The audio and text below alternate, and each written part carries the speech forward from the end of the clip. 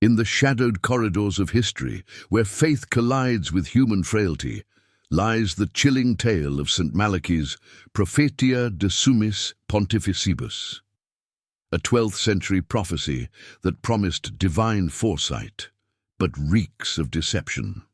Picture this. Malachy of Armagh, an Irish saint cloaked in piety, claims to have received a vision in Rome, a cryptic list of 112 Latin mottos, each assigned to future popes, ending with the apocalyptic Petrus Romanus and the collapse of the Church. For centuries, believers trembled at its precision. Mottos like Lumen in Caelo, light in the sky, for Urban VIII, whose papal crest bore a radiant sun, or Religio depopulata, religion laid waste, for Benedict XV, whose reign saw World War I's devastation. But lean closer, and the cracks begin to spiderweb through the divine facade. This is no mere relic of medieval mysticism. It's a labyrinth of half-truths where history bleeds into myth. Malachy's prophecy, discovered not in his lifetime, but 400 years later, in 1595, emerged suspiciously during the Reformation's chaos, a time when the Catholic Church, hemorrhaging credibility, craved a miracle. Scholars now whisper of forgery, pointing to Arnold de Wyon, a Benedictine scribe who likely penned the text to inflame fervor among the faithful. Yet even the forgery falters. Take Pope Urban VI, the 14th century tyrant, whose reign drowned in bloodshed.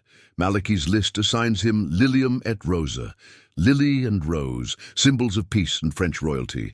But Urban, a paranoid brute who tortured cardinals and sparked the Western Schism, was neither peaceful nor French. The prophecy's silence here is deafening, a gaping void where divine omniscience should roar. Then there are the mottos retrofitted like ill-fitting shrouds. Pius IX, the Pope who lost the Papal States, was slapped with Crux de Cruce, cross from a cross, a phrase scholars argue was cobbled together after Italy's unification to mimic his suffering. Even the list's grand finale, the dreaded last Pope, crumbles under scrutiny. John Paul II's De Labore Solis, from the labor of the sun, was spun as a nod to his birthplace under a solar eclipse, while Francis's In the Extreme fuels doomsday conspiracies. But where are the anti-popes, the Great Schism's trio of rival pontiffs, clawing for power while Christendom fractured? Malachy's list ignores them entirely, as if divine vision blinked at humanity's messiest hour. So why does this prophecy endure? Because it taps into our darkest cravings, for order in chaos, for secrets etched in Latin, for a universe that whispers its plans to saints. But peel back the vellum, and the truth is colder. This is not a roadmap from God. It's a mirror, reflecting our desperation to believe that even in the void, someone is steering the ship. Saint Malachy's greatest prophecy, it seems, was not of popes, but of us, forever chasing shadows, mistaking coincidence for destiny, and praying the next flicker of light isn't another match struck in the dark. The question lingers, haunting as a requiem. Was it ever divine, or just a damned good story? The year is 1378, and Rome smoulders under a pall of dread. The air reeks of incense and iron, a sacrilegious blend of prayer and bloodshed. Enter Pope Urban VI, a man whose reign would fracture Christendom and expose the first gaping fissure in Saint Malachy's celestial prophecy. Malachy's list, that hallowed scroll of divine foresight, had assigned Urban VI the motto Lilium et Rosa, lily and rose, symbols of peace, purity, and French royalty. But Urban, a Neapolitan brute ascending the papal throne, wielded neither lilies nor roses. His tools were fear, torture, and a temper that turned sacred halls into charnel houses. Here, in the clash between prophecy and reality, the veil of divine omniscience begins to fray. Urban's papacy began not with a benediction, but a betrayal. Elected under pressure from Roman mobs demanding an Italian pope, he initially posed as a reformer, but power corrupted swiftly. Within months, the man who'd vowed to cleanse the Church's excesses became its most grotesque parody. He raged at cardinals, accusing them of conspiracy, and ordered dissidents tortured in the bowels of Castel Sant'Angelo. One cardinal, immobilized in irons, was dragged before Urban's throne to endure a screaming lecture on obedience. Another fled Rome, only to be hunted down, his corpse mutilated and displayed as a warning. The rose of Malachy's prophecy. Its petals now dripped crimson. The Western Schism, the great tear in the fabric of the Church, unfolded like a grotesque parody of Malachy's tidy predictions. Urban's tyranny grew so unbearable that the cardinals disavowed him, declaring his election invalid. They crowned a rival pope, Clement VII, in Avignon. Suddenly, Christendom had two pontiffs, each excommunicating the other, each commanding armies of souls. Then three, when a third pope emerged in Pisa. For nearly 40 years, Europe spiraled into spiritual anarchy. Peasants slaughtered in the name of competing obediences, saints invoked to justify heresy, and the body of Christ hacked apart by its own shepherds. Yet Malachy's prophecy, that infallible list, said nothing. No motto for Clement VII, no nod to the schism's chaos, only Urban's Lilium et Rosa, a bitter joke etched in vellum. Scholars now dissect this silence like a corpse on an autopsy slab. How could a prophecy claiming to chart every pope until the apocalypse skip the schism, the very crisis that nearly killed the papacy? The answer lies in the ink-stained hands of history's forgers. Malachy's list, discovered in 1595, was likely concocted during the Reformation, a desperate ploy to shore up papal legitimacy. But the forgers had a problem. Urban VI's reign was too notorious to erase. So they slapped his papacy with Lilium et Rosa, a motto so jarringly mismatched it reeks of haste. Lilies and roses, Urban's legacy was thorns. His reign birthed the schism, yet the prophecy's authors, writing centuries later, could not bend reality to fit their myth. The result is a discordant note in their symphony of lies, a scream in the sacred text. But let us linger on the deeper horror. Urban VI himself, a man whose existence taunts the prophecy's credibility.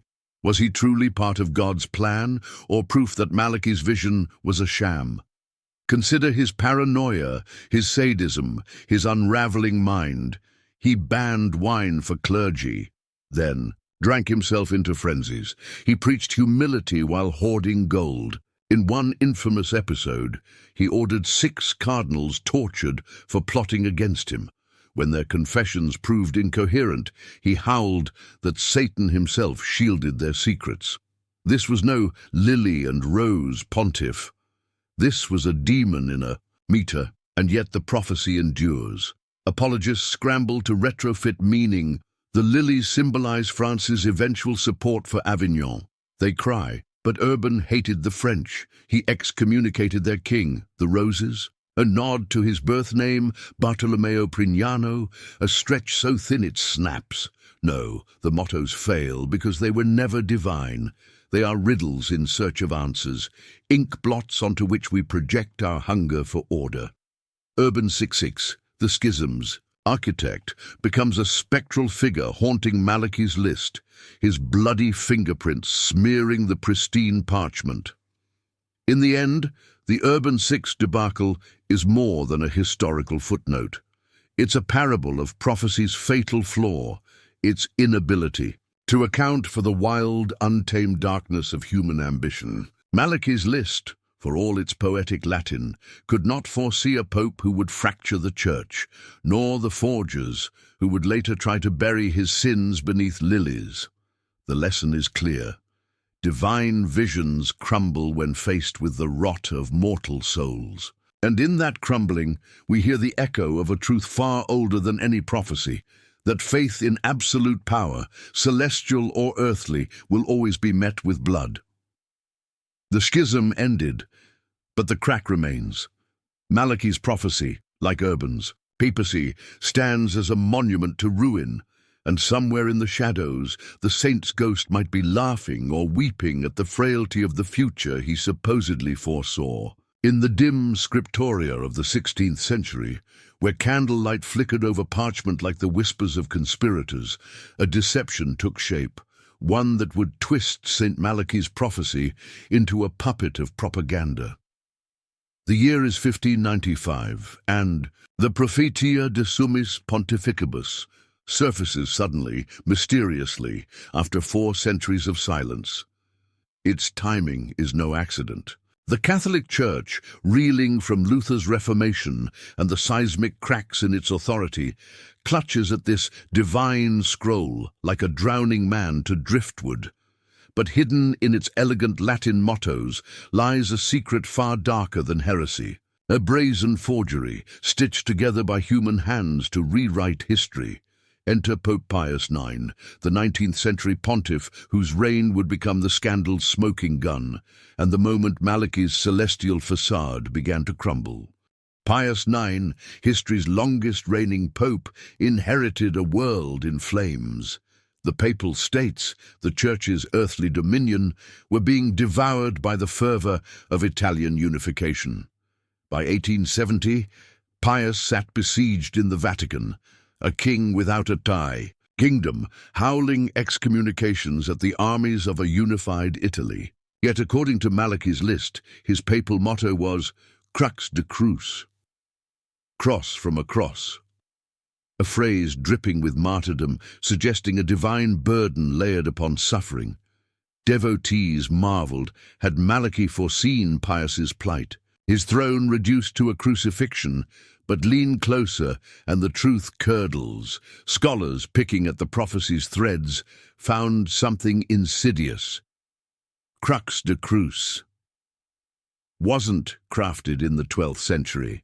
It was forged in the 16th, retroactively stapled to Pius's papacy to mimic tragedy. The scandal deepens in dusty archives. Paleographers, those detectives of ink and vellum, noticed inconsistencies. Mottos for earlier popes bore the crisp Latin of Renaissance scholars, not medieval scribes. The clincher, the prophecy's sudden 1595 discovery, coincided with the Church's counter-reformation, a campaign to reclaim spiritual dominance. Enter Arnold de Wyon, a Benedictine monk with a zeal for propaganda. His 1595 book, Lilium, first published Malachy's list. Coincidence or conspiracy? De Wyon, scholars argue, likely fabricated the text, grafting mottos onto dead popes like epitaphs written long after the grave was sealed. Pius IX's Crux de Cruce wasn't prophecy, it was propaganda, a narrative crafted to make. The Church's suffering seemed preordained, even holy. But the forgers grew sloppy. Take Pius V, 1566-1572, assigned Angelus Nemorosus, Angel of the Woods, a poetic nod to his humble origins, or a desperate reach to link him to the Battle of Lepanto where he'd prayed for victory.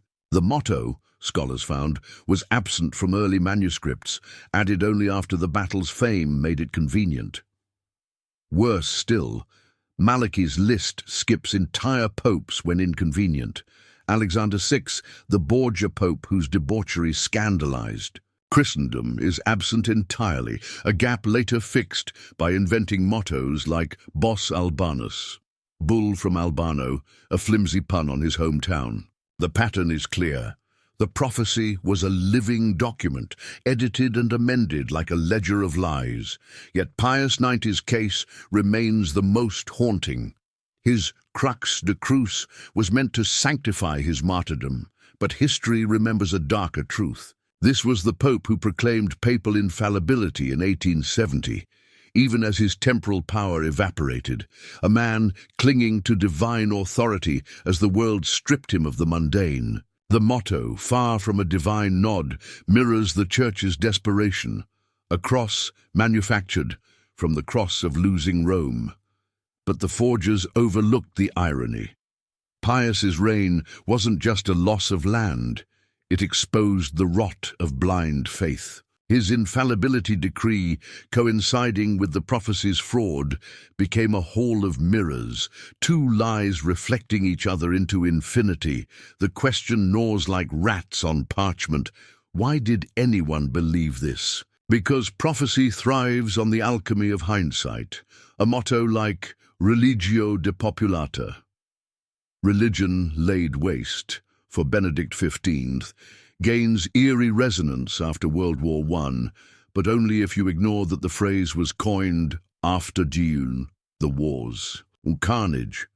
The human mind craves patterns, stitching chaos into tapestries of meaning. The forgers knew this.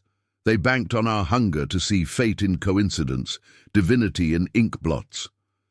Today, the scandal lingers like a crypt's chill. Malachy's prophecy, once a beacon of divine truth, is now a cautionary tale of how power manipulates myth and how easily faith becomes the mask of fraud.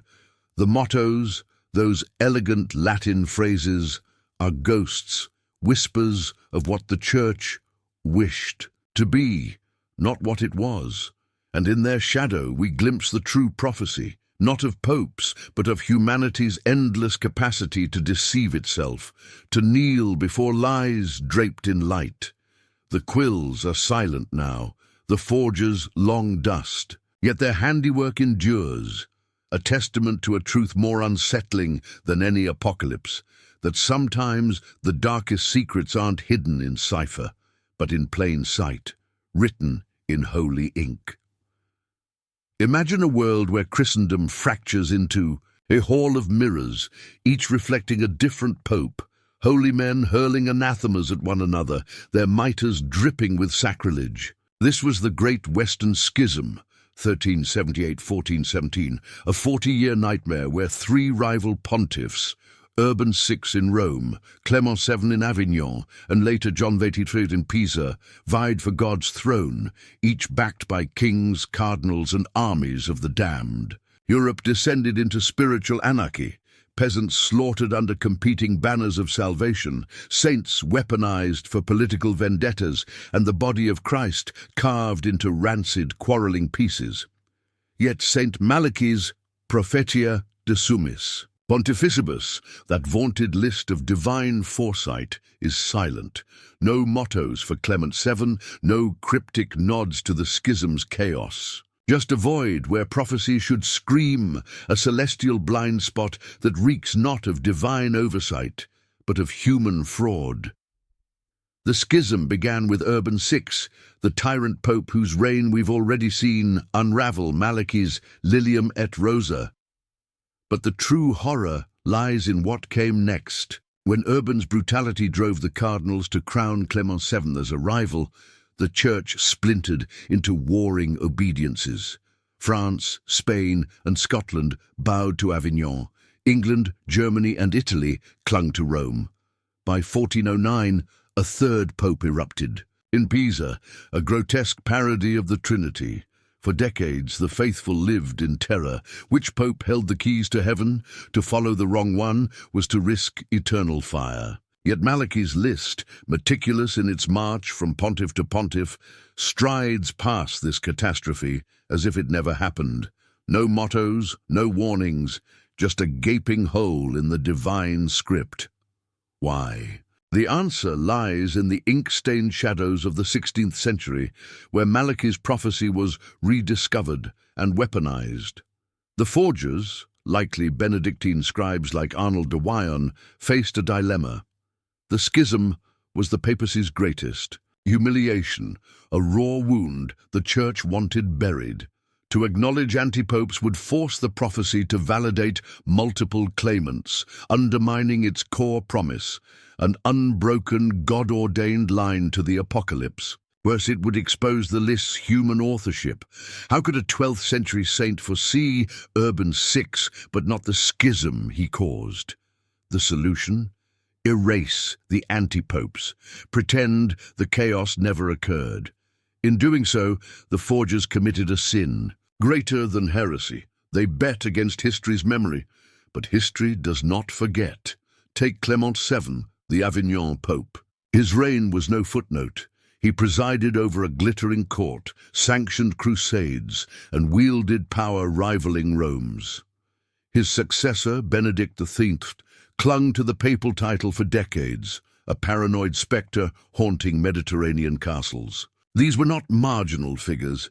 They were men who shaped faith, politics, and war. Yet Malachy's list airbrushes them from existence, reducing the schism to a phantom limb, a pain the prophecy refuses to acknowledge. The omission is not just inconvenient, it's impossible for a divine vision. God, as the Church taught, sees all. But Malachy's God, it seems, blinked. Scholars trace this silence to the forger's limitations. Writing in 1595, they relied on historical records fragmented by time and bias. The schism's anti-popes, condemned as illegitimate by the eventual winner, Rome, were scrubbed from official chronicles. To include them would force the prophecy to take sides, to bless Avignon or Pisa, alienating Catholic powers of the 16th century. Better to pretend the schism was a fever dream, a test of faith with only one true pope emerging. Thus, the prophecy became a puppet of hindsight, its gaze fixed only on the victors of history. But let us linger in the chaos. Picture a 15th century peasant kneeling in a rain-soaked field, clutching rosary beads as a priest from Avignon damns the priest from Rome, and both damn the priest from Pisa. Where does salvation lie?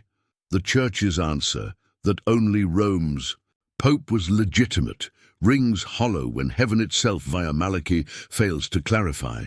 The schism's true horror wasn't the bloodshed, it was the doubt. If God's chosen vicar could be plural, then the entire edifice of divine order trembled. Malachy's silence here is a thunderclap. A prophecy that cannot navigate schism is no prophecy at all. It's a parlor trick, a script written after. The play's final act, the forger's blind spot, haunts us because it mirrors our own. We too erase inconvenient truths, recast history's mess into clean narratives. The schism's anti-popes are not mere footnotes. They are mirrors held to the prophecy's lie. For if Malachy's list cannot account for the Church's greatest crisis, if it cannot see the darkness within the fold, then its promises of divine foresight are ashes. The anti-popes were not inconvenient. They were inconvenient truths, corpses that refused to stay buried. When the Council of Constance finally ended the schism in 1417, burning reformer Jan Hus as a heretic and crowning Martin V as the sole pope, the Church sighed in relief, but the scars remained. Malachy's prophecy, had it been genuine, would have chronicled this reckoning, a motto for Martin V, a warning of Hus's flames. Instead, we get nothing, just the quiet rustle of vellum, the sound of history being rewritten. The lesson is clear. Prophecies are not windows into the divine. They are fortresses built on silence, their walls patched with the mortar of omission. The Great Schism's anti-popes are the cracks in Malachy's facade, the moments where the mask slips and we glimpse the human hands beneath. And in that glimpse, we confront a truth more terrifying than any apocalypse, that faith, when tethered to lies, becomes its own anti-pope, a false idol preaching certainty in a world built on shadows. The schism's ghosts still whisper. Malachy's list still beguiles. But in the space between them, where divine vision falters and human frailty reigns, we find the only prophecy worth heeding, that history, like God, cannot be forged. The 20th century dawned with a prophecy teetering on the edge of revelation, or ruin. Saint Malachy's Prophetia de Summis Pontificibus, that ancient scroll of papal mottos, had marched unerringly through wars, schisms, and plagues. But now, as the world lurched toward modernity, its cryptic verses began to unravel. Enter John Paul II, the globe-trotting pontiff whose motto, De labore solis, from the labor of the sun, was spun into myth. Born during a solar eclipse, his funeral shrouded in another, he became the Sun Pope, a celestial poet-philosopher shepherding the Church into the new millennium. Yet peel back the symbolism, and the cracks emerge. The labor of the sun was a phrase plucked from Job 9:9, a vague nod to cosmic creation, not a divine cipher. Malachy's prophecy, once so precise, now traded in riddles, its authors scrambling to stretch medieval mysticism over the sprawling complexity of modernity. But the true death knell came with Francis, the Jesuit pope from the ends of the earth. Malachy's list, bleeding into Apocrypha, assigns him in the extreme, a motto ripe for doomsday hysteria. Conspiracy theorists howled, was this the last pope?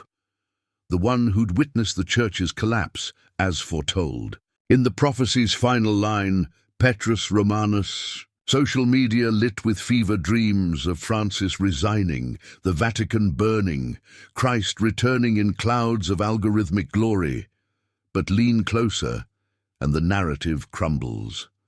In the extreme, scholars note, is not even Malachy's phrase. It's a desperate paraphrase of, in persecution extrema sre sedebit, in the final persecution, the Holy Roman Church will sit, a line likely added centuries after Malachy's death. The last pope myth, a modern fabrication grafted onto the prophecy by those who mistake ambiguity for revelation. The truth is far colder.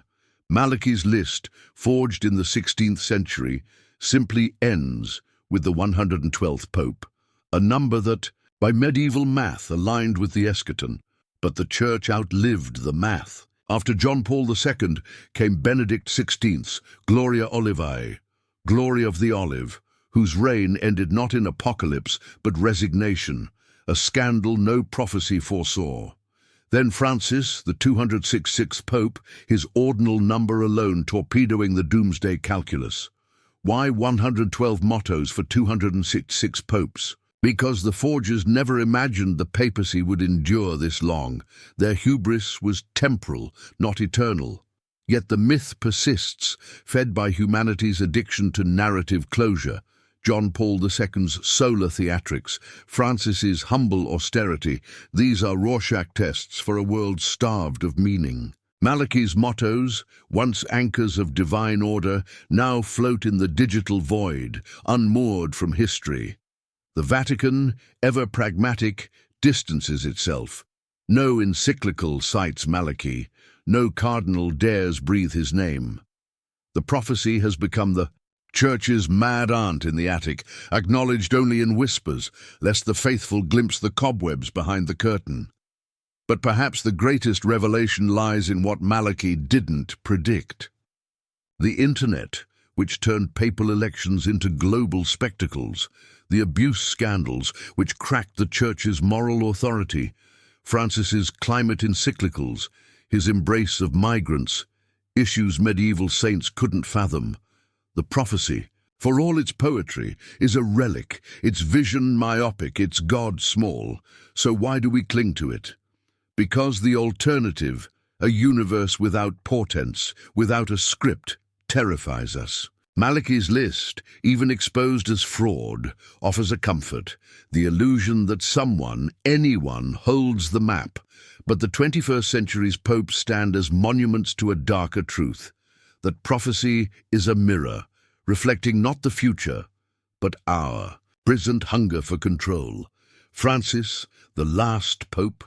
No, he's merely the latest proof that Malachy's vision was never about divine foresight. It was about us, terrified, hopeful, forever grafting meaning onto the void, praying the next pope's motto might finally make sense of the storm.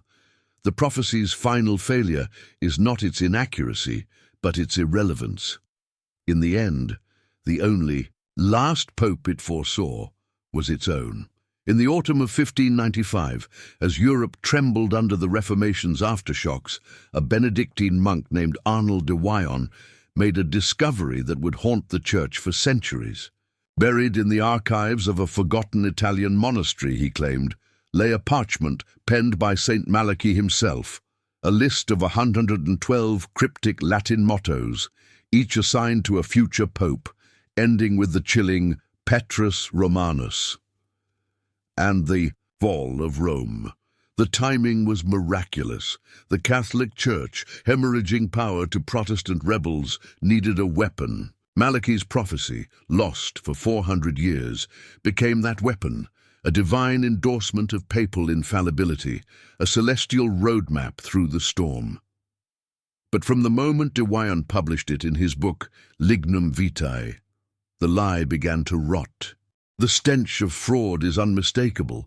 Malachy died in 1148, yet his prophecy lay dormant, unmentioned in chronicles, ignored by scholars, until de Wyon's revelation during the Counter-Reformation. No medieval pope ever referenced it. No scribe copied it. It simply materialized when the Church needed it most. Scholars, dissecting the text like forensic pathologists, found damning clues. The Latin bore the polished syntax of Renaissance humanists, not 12th century monks. Mottos for earlier popes like Ex Castro Tiberis, from a castle on the Tiber for Celestine II, 1143-1144, were laughably retrofitted, referencing castles built centuries after Malachy's death. The parchment itself, suspiciously pristine, lacking the wormholes and decay of genuine medieval documents. This was no ancient prophecy. It was a corpse dressed in holy robes, a puppet show staged to manipulate the faithful. De Wyon, the Benedictine scribe, emerges as the prime suspect. A man steeped in the Counter-Reformation's propaganda wars, he had motive, means, and opportunity. His Lignum Vitae was no scholarly work, but a manifesto, lionizing the Benedictine order as the Church's saviors. Malachy's list, conveniently, rediscovered within its pages, served a dual purpose: to terrify Protestants with apocalyptic doom and to inflame Catholic fervor by proving God still scripted their destiny. Yet de Wyon's forgery was clumsy. Take Pius IX, 1458-1464, assigned de Parvo Homine, from a small man, a nod to his humble origins. Charming, until you learn the phrase was cribbed from a 15th century Italian proverb unknown in Malachy's Ireland. The mottos were not prophecies, they were puns, tailored to popes' biographies with the benefit of hindsight. But the deepest cut came in 1871, when scholar Abbé Coucherat exposed the hoax. Tracing the prophecy's trail, he found no trace before 1595, no Irish annals, no Vatican inventories, just silence. Worse, de Wyon's manuscript included popes up to Gregory XIV, 1590-1591, but stopped there, as if the forger feared venturing too far into the unknown. Subsequent mottos, like those for John Paul II or Francis, were tacked on by later zealots, their Latin growing vaguer as history outpaced myth. Why did the ruse work? Because faith and fear are potent solvents for doubt. The 16th century Church, desperate to counter Luther's sola scriptura, weaponized Malachy's list as a divine rebuttal. See, God foresaw even this. The prophecy became a psychological lifeline, its mottos recited like incantations against chaos. Yet in its fabrication, the Church committed a primal sin. It traded truth for power, sacralizing a lie to mask its fragility. Today, the forgery files stand as a testament to history's vengeance. Carbon dating confirms the parchment's 16th century origin. Linguistic algorithms dissect its anachronisms, but the greater revelation is metaphysical. Malachy's prophecy, for all its grandeur, mirrors humanity's oldest weakness, the need To believe that someone is in control, even if that someone is a forger in a monk's habit. De Wyon's ghost lingers in the irony. His forgery, meant to eternalize the Church, instead immortalized its desperation. The prophecy's final line. Petrus Romanus, once meant to herald the apocalypse, now heralds only the death of credulity. For in the end, the only thing Malachy truly foresaw was our endless hunger to be lied to kneel, eyes closed, before a future written in invisible ink. In the caverns of the human psyche, where shadows dance with the flicker of hope, lies the seductive allure of prophecy, a siren song that promises order in chaos, meaning in the void. Saint Malachy's forged mottos, brittle with the dust of deceit, endure not because they ring true, but because we need them to. We are creatures of confirmation bias, clutching at coincidences like lifelines. The Sun Pope, buried under eclipses, the last Pope, branded with apocalypse. We carve patterns into randomness, desperate to believe the universe whispers its plans to saints and scribes. The Church, ever pragmatic, sidesteps Malachy's legacy like a drunk uncle at a feast. Embarrassed but complicit for the prophecy, though a lie, once stanched the bleeding of faith during the Reformation's slaughter. Yet here we stand, centuries later, still parsing Latin mottos for clues, still feeding the myth, because to abandon it would mean admitting the terrifying truth, that the future is a locked room, and God, if he holds the key, does not speak in ciphers. The real prophecy was never Malachy's. It is ours, the unquenchable hunger to believe in secrets even as they scorch our hands. We are the architects of our own enchantment, grafting divine narratives onto the mundane, turning popes into portents and forgeries into scripture. The Church's uneasy silence on Malachy mirrors our own, a refusal to confront the void, to admit that the greatest mystery is not the end of days, but our addiction to its promise. So we return again and again to the parchment's edge, decoding mottos like tarot cards.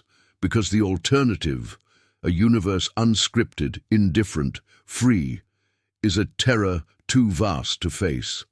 And so we pass the torch. To you, scrolling through midnight screens hungering for answers, to channels like Ancient Wisdom Today, where modern mystics dissect the past to soothe the present. The call is not to faith, but to obsession, the same that gripped De Wyon's quill, that fuels clickbait apocalypses. Subscribe, share, dive deeper. But ask yourself, as the algorithm's glow lights your face, are we seekers of truth, or prisoners of the need to seek? The prophecy's final lesson is not in its verses, but in its void, a mirror reflecting our endless chase, our willingness to burn for the faintest spark of meaning. The flames dance on. Will you?